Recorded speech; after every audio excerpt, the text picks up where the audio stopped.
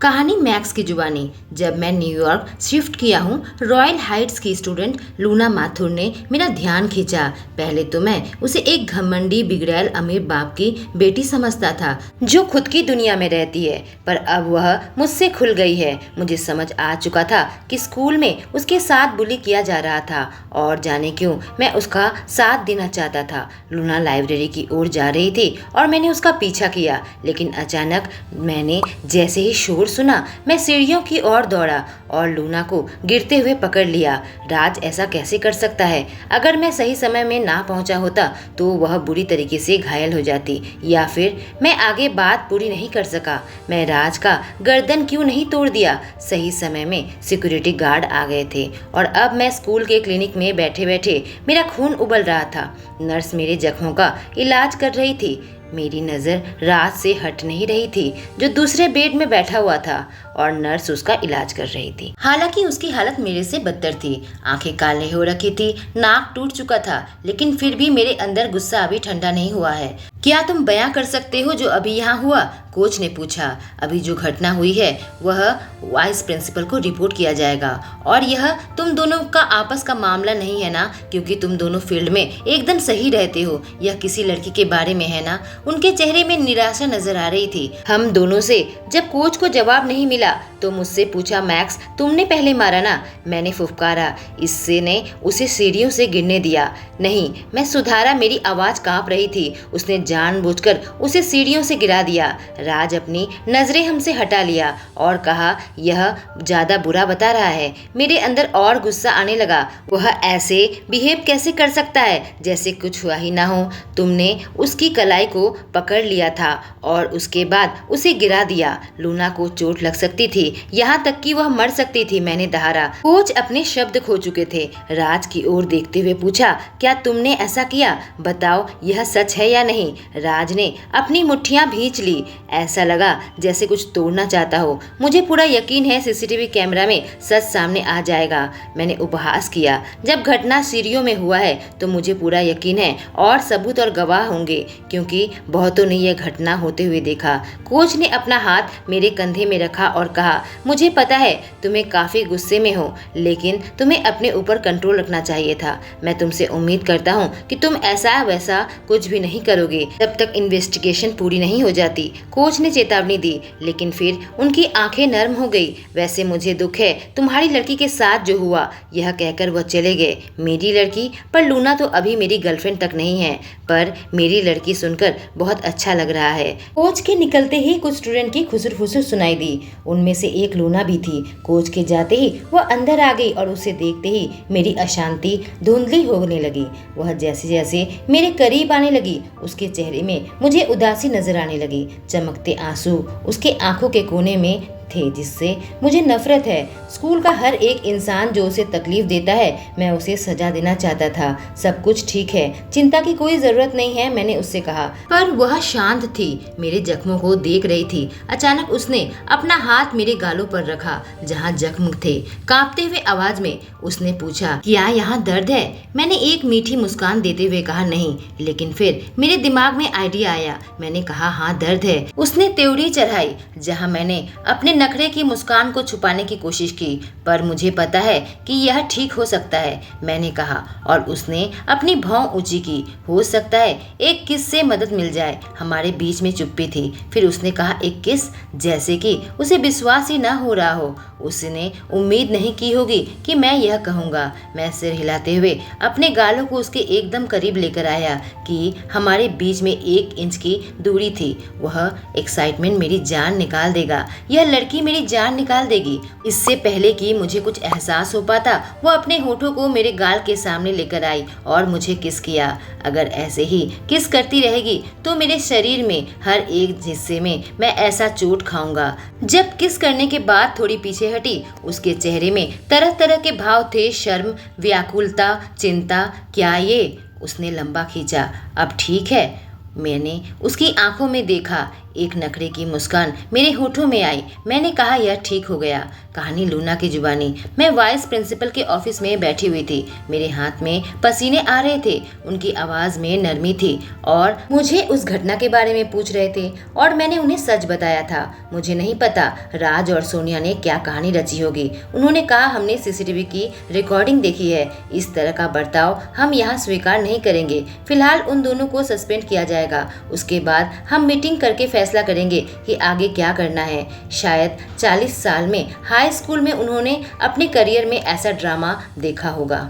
हम बहुत शर्मिंदा है कि स्कूल में आपके साथ यह घटना हुई और हम आपके मम्मी पापा के साथ इस बारे में बात करेंगे। मुझे लगता है उनको भी जानने का हक है। यह आखिरी चीज है जो मैं चाहती हूँ। मेरी माँ का दिल टूट जाएगा और खुद को दोष देंगी। वह हमेशा ऐसा ही करती हैं और आदित्य इस बात पर संदेह नहीं है। वो यहाँ आएगा और उन सब का शिकार करेगा जिन्होंने मुझे बुली किया। हाँ, रहा सवाल डैड का, तो मैं सोच भी नहीं सकती कि वह क्या करेंगे। शायद पूरा स्कूल जला देंगे। मैंने कहा, प्लीज आप उन्हें न बताएं। यह इशू शायद उनके बिना बताए भी सॉल्व किया जा सकता है। कल के उस घटना के बाद प्रिंसिपल के रूम के बाहर भीड़ लगी हुई थी। मैं भीड़ को धक्का देते हुए वहां तक पहुंची। राज के पापा की आवाज आई, आप ऐसा नहीं कर सकते। सीसीटीवी ऐसा कुछ एविडेंस नहीं दिखा रहा। प्रिंसिपल ने कहा, वहाँ और भी बहुत सारे गवाह थे। सबने देखा आपके बेटे ने क्या किया। सोनिया की मां ने कहा, मेरी बेटी तो बहुत अच्छी इंसान है, कुछ ऐसा नहीं कर सकती। प्रिंसिपल ने कहा, सोनिया ने उसे धक्का दिया था। अगर सही समय में मैक्स उसे नहीं पकड़ता, स्कूल का पहला मर्डर केस होता। राज के पापा ने कहा, अगर आप ऐसा कुछ करेंगे, आप नहीं जानते मैं कौन हूँ। मैं इलेक्शन में खड़ा होने जा रहा हूँ। प्रिंसिपल ने कहा, तो क्या चाहते हैं मैं पुलिस को इन्वॉल्व करूँ और मीडिया को भी? अगर मीडिया को पता चला तो आपके इलेक्शन के करियर भी खराब हो जाएगा। मैं आपके लिए इतना ही कर सकता हूँ कि मीडिया से दूर रहे, लेकिन अगर देव माथुर को इस घटना के बारे में पता चल जाए तो फिर मैं कुछ भी रोक नहीं पाऊंगा। अब कमरे में शांति थी। मुझे पता है अगर मेरे डैड को पता लग जाए तो राज के पापा का पॉलिटिकल करियर तो खराब कर देंगे, बल्कि राज और सोनिया को जेल में डाल देंगे। इसलिए मैं शांतिपूर्ण समझौता चाहता हूँ। प्रिंसिपल ने कहा, उन दोनों को स्कूल से निकाला जाता है। सीसीटीवी फुटेज इसके प्रमाण है। आपने सुना था राज ने मैक्स को क्या कहा था, प्यार इंसान से अजीबोगरीब चीज कराता है।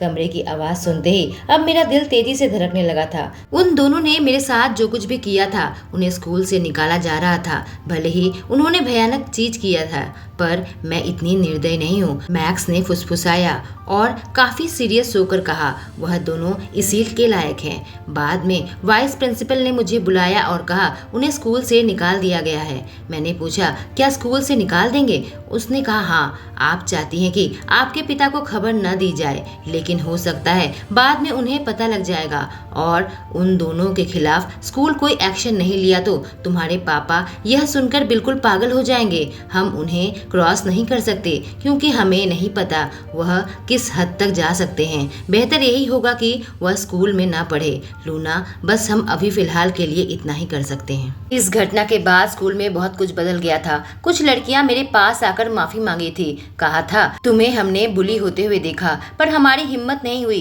कि तुम्हारे लिए कुछ कर पाते या तुमसे बात कर पाते। हमें माफ कर दो। अब जब राज स्कूल में नहीं है तो हम हिम्मत कर पाई हैं। मैक्स ने मुझे फुटबॉल मैच देखने के लिए बुलाया था। राज के साथ उस घटना के बाद मैंने कभी फुटबॉल मैच नहीं देखी थी और जब वह जीत गया मैं खुशी से उछलने लगी थी। आसपास जितनी भी लड़कियां थी मुझे हक किया। कहा, तुम्हें खुश देखकर बहुत अच्छा लग रहा है। मैं इस बात से अबाक थी क्योंकि अब मैं खुश थी। मैं और मैक्स लॉन्ग ड्राइव में जाने लगे थे और हम कार की हुड हटाकर चांद देखा करते थे। सब कुछ सही चल रहा था। हमारा क्लास एक ट्रिप में पेरिस की म्यूजियम में जाने वाला था। पूरा क्लास एक्साइटेड था, मैं भी, लेकिन शायद मैक्स इतना एक्साइटेड नहीं था। मैंने अपनी मम्मी पापा से बता दिया था। मम्मी पापा और भाई बहुत एक्साइटेड थे, लेकिन मेरे लिए चिंता भी कर रहे थे। अपने स्कूल के ग्रुप के साथ ही रहना। हम पेरिस पहुंच गए थे और म्यूजियम देख रहे थे। उधर मेरा भाई हर पल मैसेज करके मेरी खबर रखता था। मैक्स ने पूछा, क्या आज रात तुम फ्री हो? यह बात सुनकर मैं हैरान रह गई। मैं कब फ्री नहीं रहती? मैंने कहा, हाँ, मेरा अब तक कोई प्लान नहीं है। उसने कहा, बहुत अच्छी बात है। मैंने अपनी भौं ऊंची की। कहा, तुम क्या करना चाहते हो? क्या हम साथ में डिनर कर सकते हैं? मैक्स ने पूछा। डिनर पेरिस में, वो भी मैक्स के साथ? मैंने कहा, बहुत अच्छा रहेगा। मुझे नहीं पता था मैक्स मुझे डिनर के लिए कहाँ लेकर जाएगा, इसलिए मैंने कैजुअल कपड़े पहने, ब्लैक टॉप और crop jeans. Max sports cars लेकर आया था, सफेद पोर्शे। एक नज़र की मुस्कान देते हुए कहा, अंदर आ जाओ। मैं कार में बैठकर पेरिस की खूबसूरती देख रही थी। तुम अभी मुझे लेकर कहाँ जा रहे हो? मैंने पूछा। बुरा नहीं मानोगी तो अगर थोड़ी देर के लिए हम एयरपोर्ट जाए तो? मैक्स ने पूछा। वहाँ से किसी को लेना है, उसके बाद हम चलेंगे। मैंने अपनी भौं ऊंची की। कहा, ठीक है। हम एयरपोर्ट में खड़े थे। मैं एक्साइटेड थी कि मैक्स के साथ डिनर करने वाली हूँ। एयरपोर्ट में जो भी आने वाला है शायद वो भी हमारे साथ रहेगा। मैं खुद को समझाने लगी, बस एक डिनर है। क्या आज रात मैक्स को पाना चाहती थी? आज कुछ रोमांटिक नहीं होने वाला। आखिरकार मैक्स ने बुलाया लिली। एक लड़की खुशी खुशी उसकी तरफ आई और मेरा चेहरा बिल्कुल उतर गया। एक लड़की? वह लड़की हमारी ही उम्र की होगी। अपने बैग लेकर हमारी ओर आने लगी। उसके अंदर औरतों वाली खूबसूरती थी। वह एक बिना कंधे वाली छोटी सी ड्रेस पहनी थी। वह लड़की हमारे सामने आकर खड़ी हुई। उसके बाल बेहद खूबसूरत सुनहरे लंबे बाल थे। कान में एक तितलियों वाला ईयररिंग पहन रखा था, जाने उसे कहाँ से मिला होगा। और आंखें बिल्कुल आसमानी रंग का था। मन कर रहा था मैं उसे हमेशा देखती रहूं। उसे खूबसूरत कहना कम होगा क्योंकि वह डिज्नी की कोई राजकुमारी लग रही थी। तुम्हें यहाँ देखकर बहुत अच्छा लगा मैक्स, कहकर उसने मैक्स को कसकर एक हग दिया।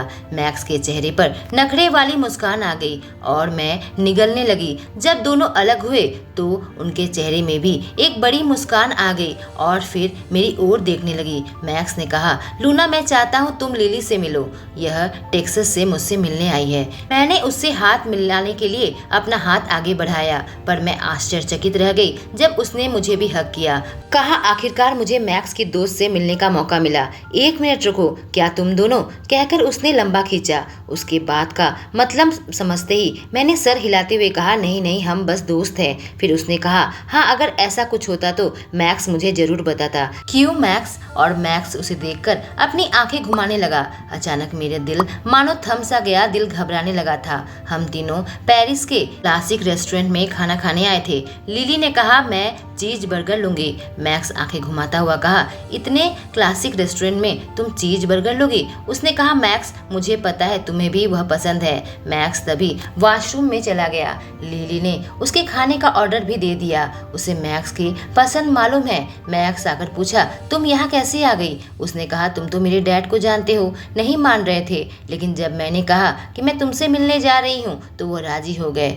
अब तो मैं सोच रही हूँ टेक्सास से रॉयल हाइट्स में आ जाऊँ। तुम्हारे साथ ही पढ़ूंगी, तुम्हारे साथ ही रहूंगी तो डैड मुझे परमिशन दे देंगे। तुम पर भरोसा करते हैं। लिली न सिर्फ मैक्स को जानती थी बल्कि उसके परिवार के साथ भी उसके अच्छे संबंध थे। दोनों के बात सुनकर मेरा मुंह खुला का खुला रह गया। वो टेक्सास से न्यूयॉर्क हमारे स्कूल में शिफ्ट करना चाहती है। जरूर इसकी गर्लफ्रेंड होगी। ऑस्ट्रेलिया से लॉन्ग डिस्टेंस रिलेशन नहीं चला पा रही होगी, तभी अब मैक्स के करीब आना चाहती है। अगली सुबह हमारा कोई फील्ड ट्रिप नहीं था तो मैं, मैक्स और लिली आईफिल टावर देखने का प्लान बनाया था। हमने एक काफ़ी अच्छे रेस्टोरेंट पर लंच किया और मुझे समझ नहीं आ रहा था कि उन दोनों के बीच में कबाब की हड्डी बनना चाहिए या नहीं। आईफिल टावर में आकर लिली इंस्टाग्राम के लिए वीडियो बना रही थी। तभी मैक्स ने कहा, अरे देखो, तुम दूसरे लोगों को धक्का मार ना दो।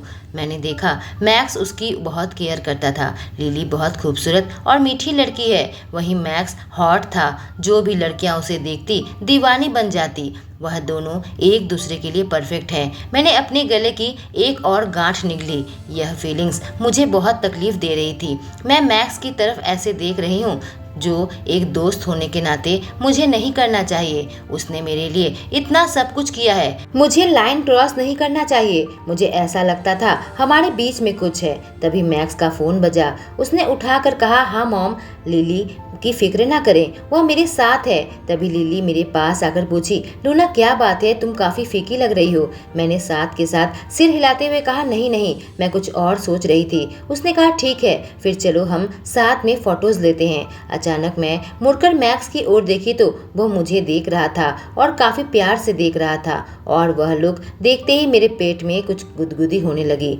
शायद इसी वजह से मेरा दिमाग मेरे साथ खेल रहा है। तभी लिली ने कहा, चलो आज पार्टी में चलते हैं। मैक्स ने पूछा, कैसी पार्टी? उसने कहा, प्लेन में मुझे एक आदमी मिला था जिसे मैं अपना नंबर दिया है, वह किसी पार्टी के बारे में बात कर रहा था। यह सुनकर मैक्स गुस्से में आ गया। कहा, तुमने एक अनजान आदमी को अपना नंबर दिया? अभी के अभी उसके नंबर को ब्लॉक करो। उन दोनों के बीच में जिस तरह से बातें हो रही थी, मैं अपने आप को कोसने लगी कि मैं मैक्स को दोस्त से ज्यादा कुछ और समझने लगी थी। टूर से आने के बाद मैं अपने बेड पर लेटी हुई थी। मेरा दिल बहुत थका हुआ था, वह भी मैक्स की वजह से। जब भी मैं मैक्स और लिली को साथ में देख रही थी, मेरे दिल में बहुत दर्द उठने लगा था। इतना दर्द तो राज और सोनिया को भी एक साथ देखकर कभी नहीं हुआ था। जब हम किसी को बहुत चाहते हैं और उसे किसी और के साथ यूं देख लेते हैं तो शायद ऐसा होता होगा, पर मैंने फैसला कर लिया है कि आज रात मैं उन दोनों के बीच में हड्डी नहीं बनूंगी। मैं चाहती हूँ वह दोनों आपस में वक्त गुजारे। और तभी मेरी माँ का फोन आया। पेरिस के बारे में पूछने लगी, आज रात तुम्हारा कोई प्लान है क्या? मैंने कहा, अब तक तो कुछ नहीं है। उसने कहा, मेरी एक दोस्त है जिसका आज शो है, मुझे इनवाइट किया था पर मैं नहीं आ सकी। तुम चाहो तो वहाँ जा सकती हो। उनके दोस्त सारा जोन्स, जिसे मैं भी जानती हूँ। तो मैं जाने के लिए तैयार हो गई। जब मैं तैयार हो रही थी, मैक्स का मैसेज आया। मैक्स, आज रात तुम क्या कर रही हो? मैं आज मेरी माँ की दोस्त से मिलने जा रही हूँ, वह पेरिस में है, काफी दिनों से मुलाकात नहीं हुई। मैक्स, किस समय?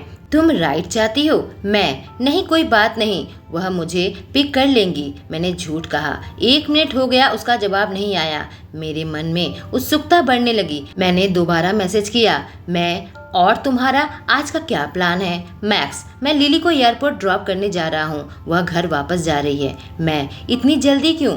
मैक्स, कल उसके डैड का बर्थडे है। हालांकि वह पेरिस में वक्त गुजारना चाहती थी, लेकिन अपने डैड की बर्थडे कभी मिस नहीं करना चाहती। फिर से मेरे मोबाइल में मैसेज आया। देखा तो वह मैसेज मेरे भाई आदित्य का था। आदित्य, मैंने मम्मी से सुना है तुम आज सारा जोन्स का फैशन शो में जा रही हो।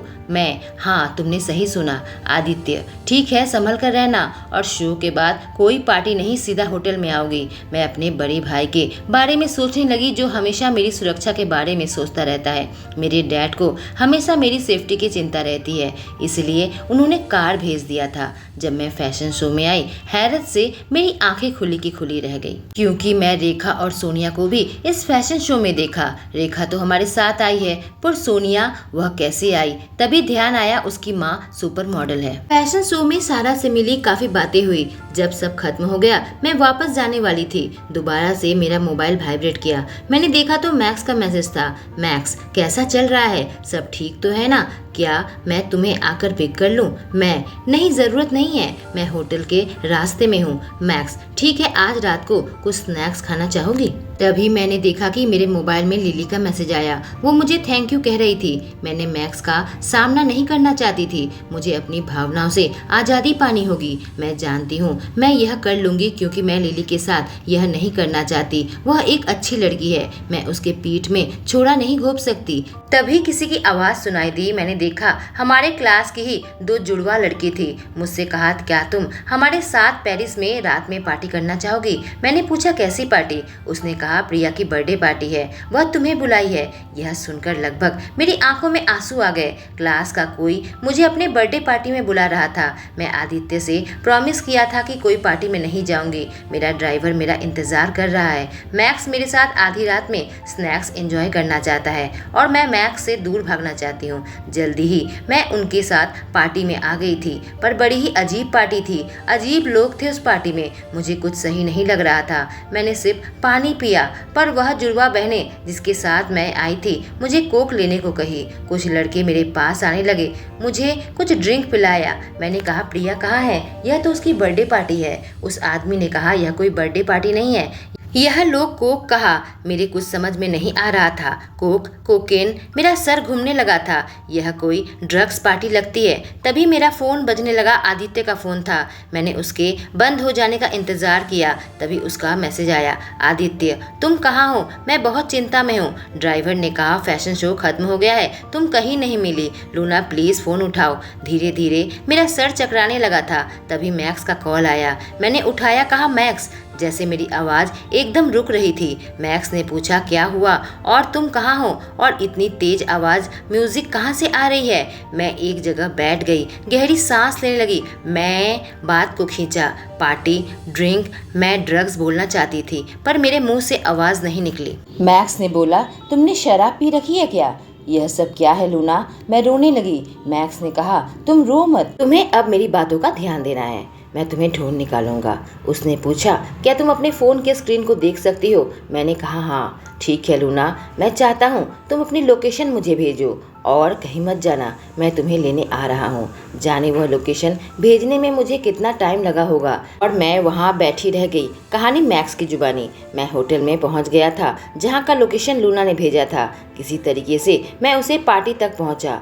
लूना चुपचाप बैठी हुई दीवार को देख रही थी। उसका दिमाग काम नहीं कर रहा था। मैंने उसे अपने गोद में उठा लिया। वहाँ मौजूद किसी ने मुझे कुछ नहीं कहा क्योंकि किसी को इससे मतलब नहीं था। सबको लगा होगा कि मैं ड्रग्स एडिक्ट हूँ। जब मैं उसे घर लेकर आ रहा था वह बेहोश हो गई थी। जब मैं उसे होटल में ले जाने लगा एक रिसेप्शन का स्टाफ दौड़कर मेरे पास आ गया। पूछा इसके साथ क्या कर रहे हैं? मैंने कहा तुम अपने काम से काम रखो, चाहे कुछ भी हो जाए मैं लूना को अपने साथ लेकर जाऊंगा। मेरे पास उसके रूम की कार्ड नहीं थी, इसलिए मैं उसे अपने रूम में लेकर आ गया और अपने बेडरूम में सुला दिया। अगली सुबह एक जोड़ी अंबर आंखों के साथ जो बंदा मेरे सामने खड़ा था वह गुस्से में था, कहना कम होगा, क्योंकि वह क्रोध से कांप रहा था। वह मुझे मारने को 2 बार नहीं सोचेगा। उसने फुफकारा, वह कहाँ है? मेरे शब्द ना जाने कहाँ खो गए। मैं उससे कहता कि उसकी बहन मेरे बिस्तर पर सोई हुई है, वो भी बेहोश है। यह सुनने में सही नहीं लगता, हालांकि उसे पता तो लगा ही।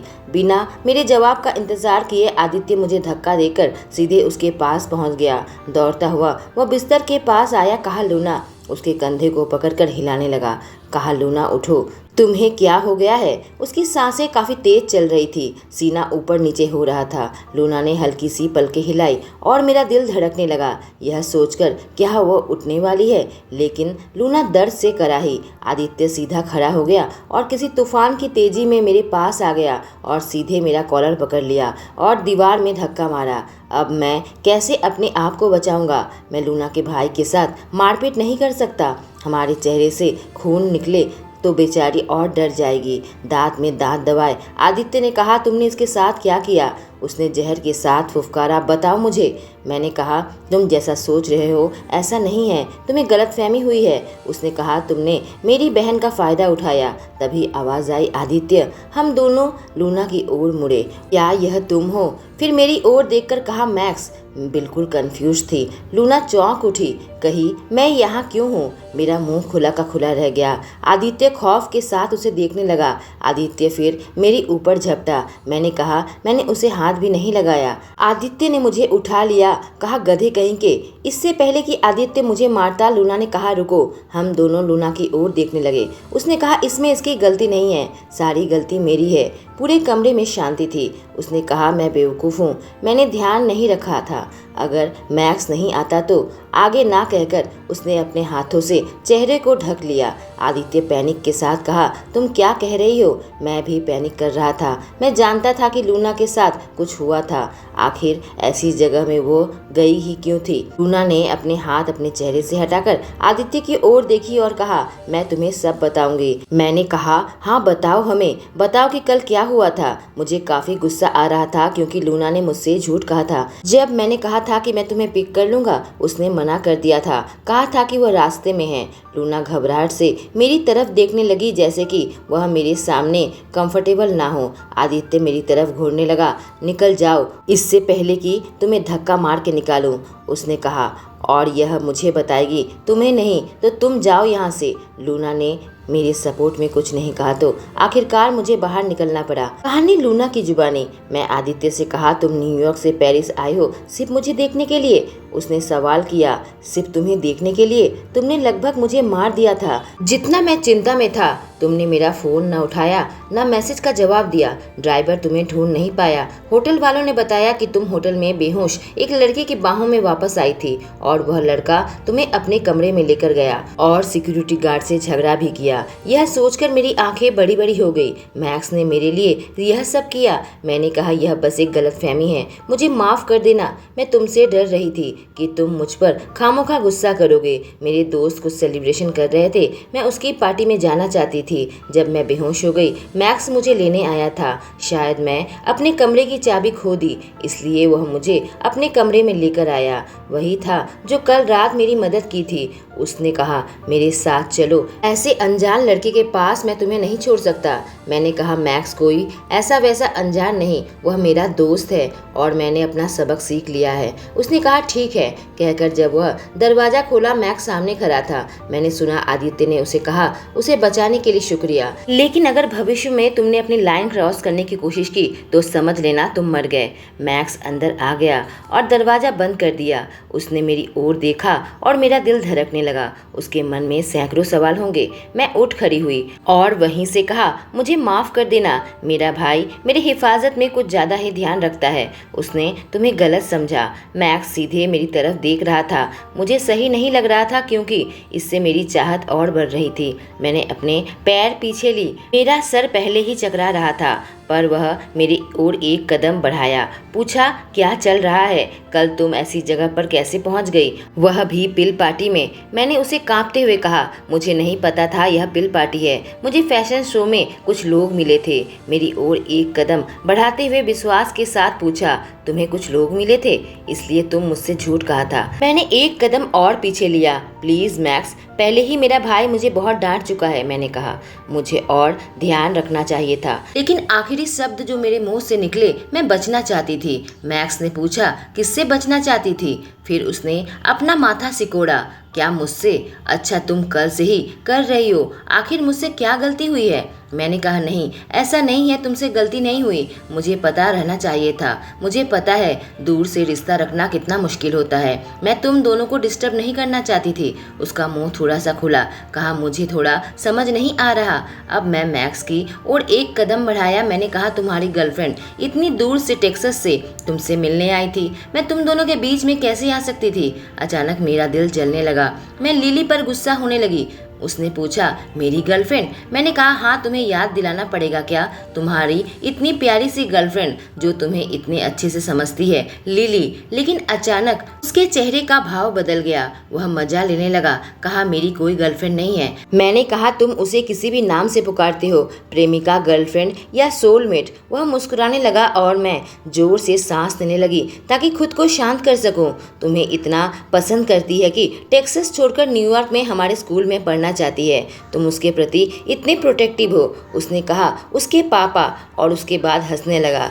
बोला, ठीक है, तुम आगे जारी रखो। मैंने कहा, वह तुम्हारे फेवरेट खाना जानती है, तुम्हारी फैमिली के इतने करीब है। मुझे यह मत कहो कि वह तुम्हारी जिंदगी में कोई स्पेशल नहीं है। भले ही तुम इनकार करो, लेकिन वह तुम्हारी कजिन। मैक्स ने बात पूरी की। हमारे बीच में शांति फैल गई। वह मेरे एक और कदम करीब आया। कहा, लिली मेरी कजिन है। तब तक मैं बेड में टकराई और सीधे मैट्रेस में गिर गई और अब मैक्स मेरे ऊपर आ गया। हमारा शरीर एक दूसरे से चिपका हुआ था। मेरी सांसें अब तेज चलने लगी। वह मजे लेकर मुझे देख रहा था। मैं निर्बाक रह गई। मेरा मुंह खुला का खुला रह गया। वह मेरे गालों में हाथ फेरता हुआ कहा, क्या तुम अब अवाक हो गई यह सुनकर कि वह मेरी गर्लफ्रेंड नहीं है? इस शर्मिंदगी का एहसास होते मेरे गाल गर्म होने लगे। क्या तुम्हें जलन हो रही थी? उसने पूछा। मैंने इनकार किया, नहीं। वह अपना अंगूठा मेरे होठों पर चलाने लगा। कहा, अगर यह जलन नहीं है तो तुमने यह सब कुछ क्यों किया? मैंने कहा, क्योंकि इतना ही कह पाई थी। उसने कहा, तुम मुझे पसंद करती हो। मैंने कहा, नहीं, ऐसा पसंद वाली बात नहीं, मैं तुम्हें दोस्त मानती हूँ।